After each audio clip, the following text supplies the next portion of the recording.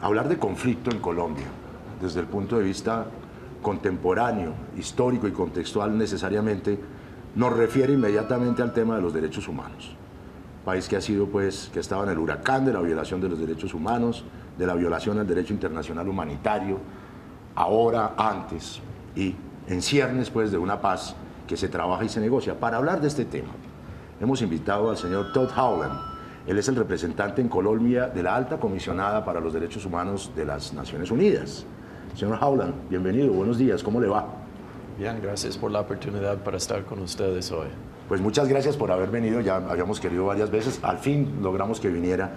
Señor Howland, vamos a partir, antes de ir a la generalidad de lo que quisiéramos hablar con usted, de los derechos humanos de una manera general, a la particularidad de una situación en la cual nuevamente el país está implicado, que es la situación del proceso de paz con las FARC, donde observamos que hay una tregua unilateral, una respuesta del gobierno de desescalamiento, de cese de bombardeos y una tónica fundamental de avanzar hacia una pronta solución de la firma del acuerdo de paz. En materia local, coyuntural en este momento, de derechos humanos, ¿qué observa usted, qué implicaciones tiene y tuvo la anterior tregua, por ejemplo, y esta que estamos viviendo, en ese sentido, en las poblaciones, en los territorios? No, yo creo no solamente aquí en Colombia, pero en cualquier parte del mundo, cuando mismo hay menos conflicto, hay menos violaciones de derechos humanos. Sí. Yo creo es un concepto un poco raro para pensar que se puede tener un conflicto armado sin violaciones de derechos humanos. Sí, claro. Entonces yo creo para nosotros, cuando hay estas acciones de parte de FARC y también de parte del gobierno, que se implica que hay menos conflicto armado, estamos mismo observando una situación mejor de la situación de derechos humanos. Pero claro que este es un proceso y de hacer una transición de un grupo armado hasta un grupo político, sí, también tienen varios desafíos. Pero nosotros en nuestras 11 oficinas que tenemos en toda parte del país, sí, estamos constatando unos cambios importantes en la zona de nivel de conflicto y violaciones relacionadas.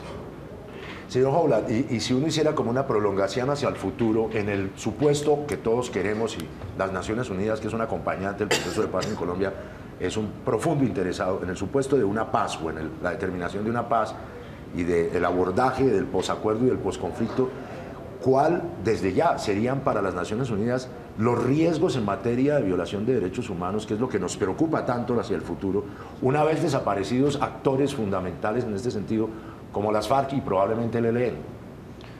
Bueno, en este proceso en Colombia hay tal vez más riesgos de en otros procesos de paz. A ver, señor. De razón por eso es que hay 50 años o más de 50 años de conflicto armado. Y es un país altamente polarizado.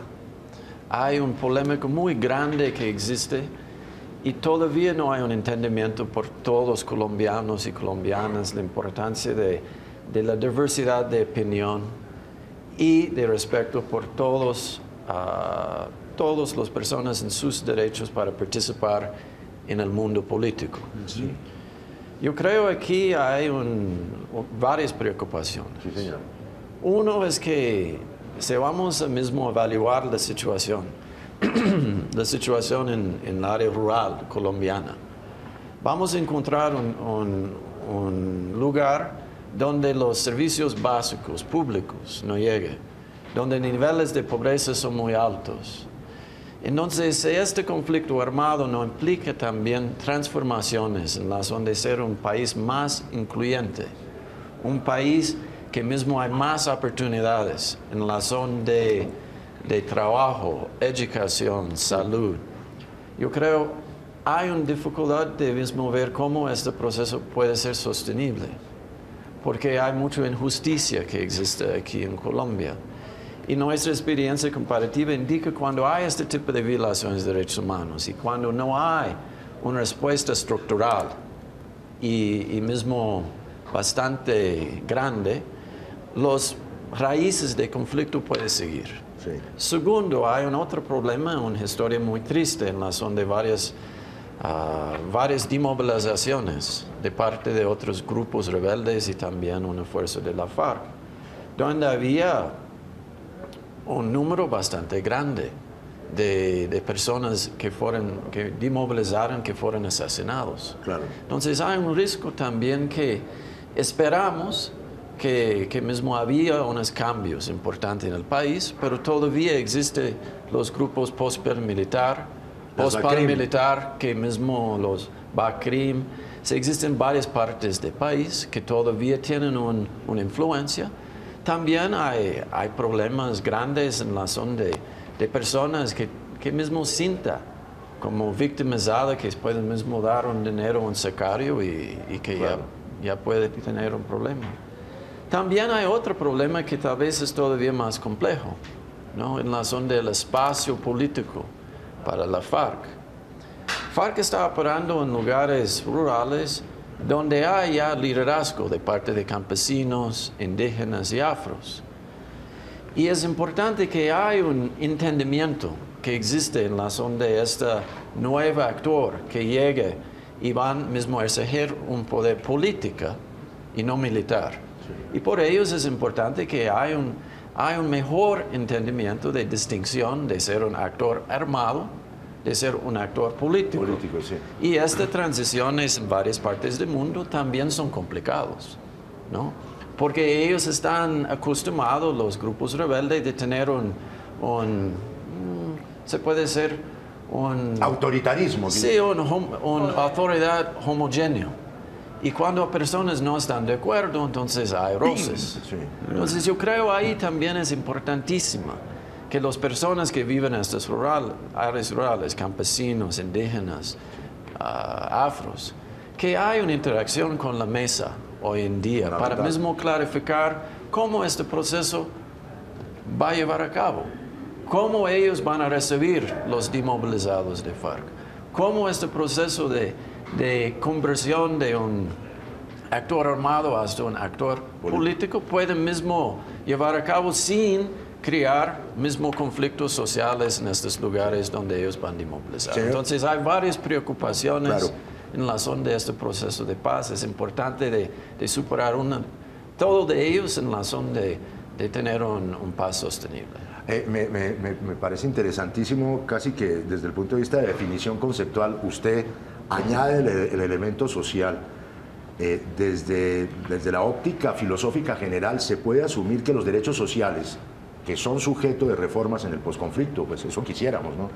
Son derechos humanos.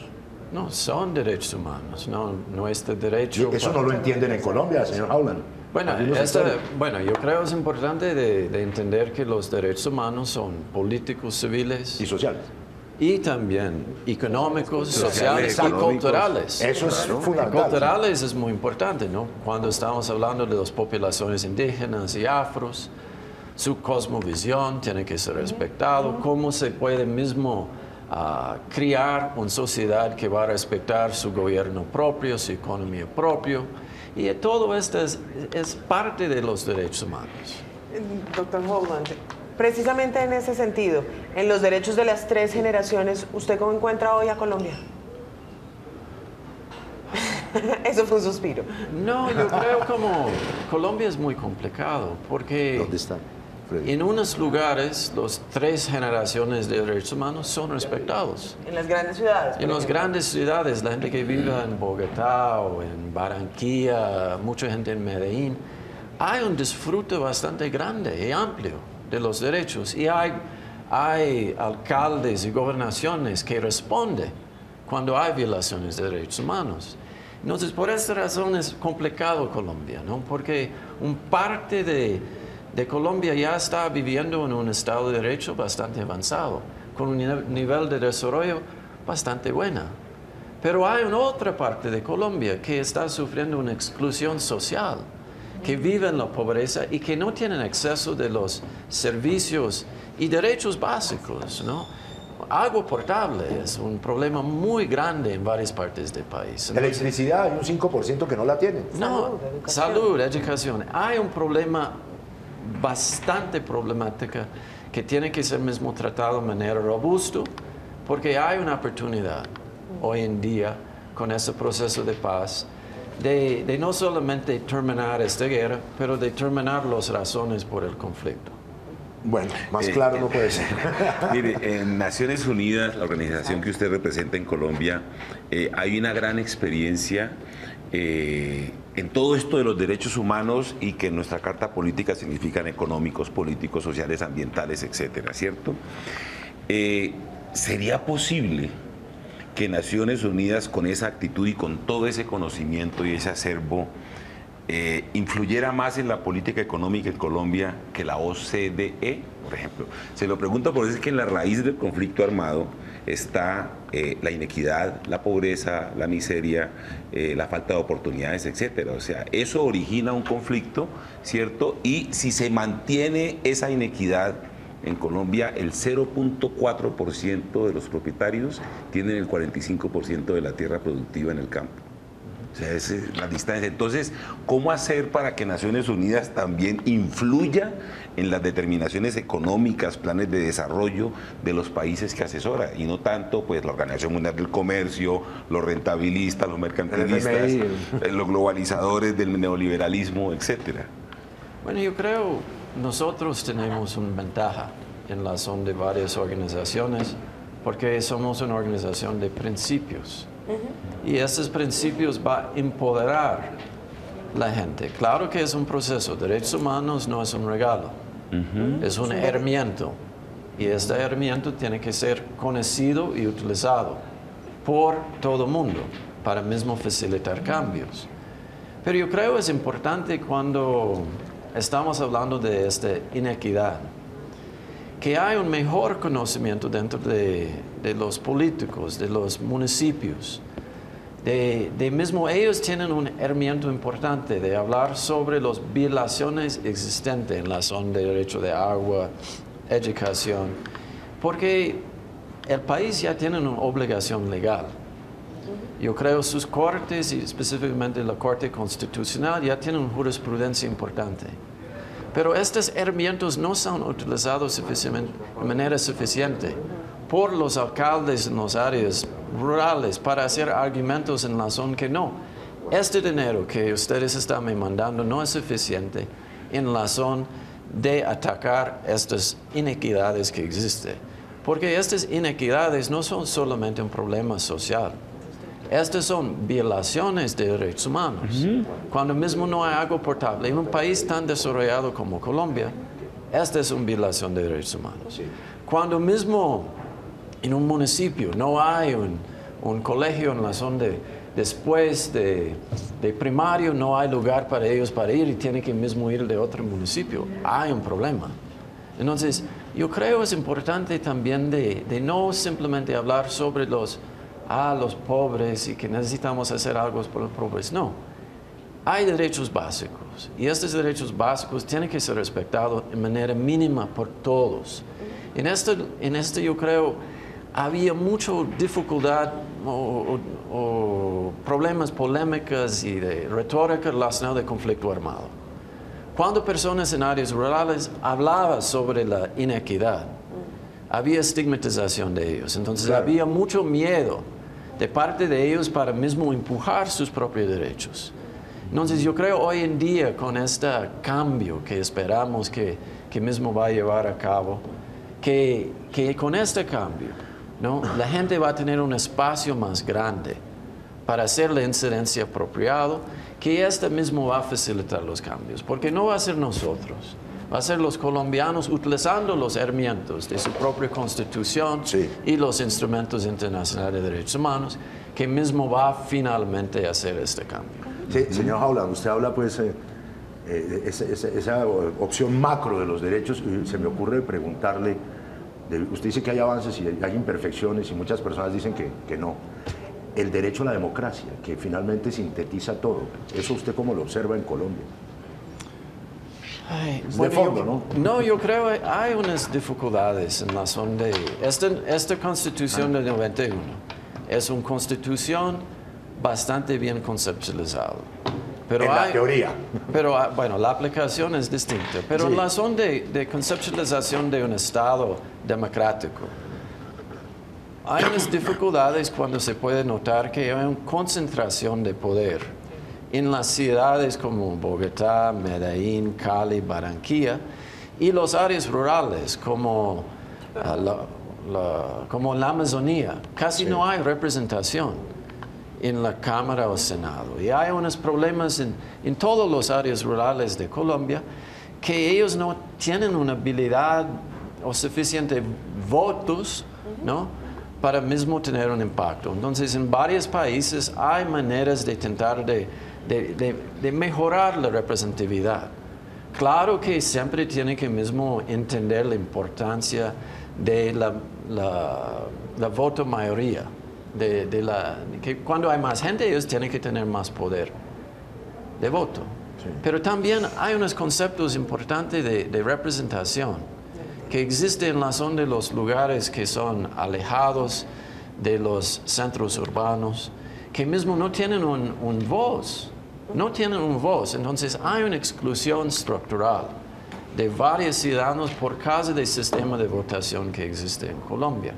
Claro que esto no es algo muy fácil para rectificar, pero cuando mismo hay un departamento que no tiene nadie en Congreso, se puede decir que, bueno, hay un problema. Ya, y de repente si uno amplía el concepto de la democracia y del derecho a la democracia, no solamente a elegir y ser elegido, sino el derecho a los derechos. Eso es todavía más complejo, pienso yo. No, yo creo como cuando no hay poder en la zona de decisiones de dónde va el presupuesto, claro que van a tener exclusión.